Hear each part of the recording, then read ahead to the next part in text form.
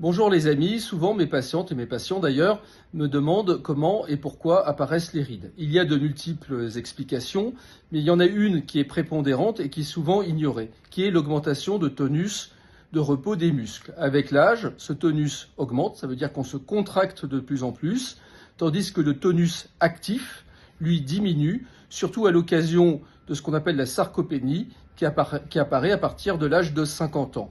Donc au niveau du visage, comment cela se traduit-il? Eh bien, au niveau, par exemple, du DAO, c'est ce muscle triangulaire, eh bien, progressivement, donc on va avoir une contraction de ce muscle qui va devenir irréversible à partir d'un certain moment, et donc ça va donner les plis d'amertume. Au niveau donc des corrugators, des muscles corrugators, on va voir apparaître donc les rides du lion. Au niveau du frontal, eh bien, le raccourcissement progressif va faire apparaître les rides frontales.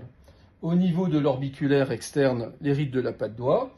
Au niveau du cerne, bien, progressivement, en se tendant, ces muscles vont chasser la graisse vers la poche palpébrale et la poche malaire. Et au milieu, donc, on aura progressivement des fibres musculaires qui vont se coller à la margelle orbitaire. Au niveau du cou, eh bien, c'est ce qui va donner progressivement les fanons, c'est-à-dire que ce muscle qui épouse l'angle cervico-facial va progressivement prendre la corde, c'est le cas de le dire, et donner ce qu'on appelle aussi les cordes platysmales.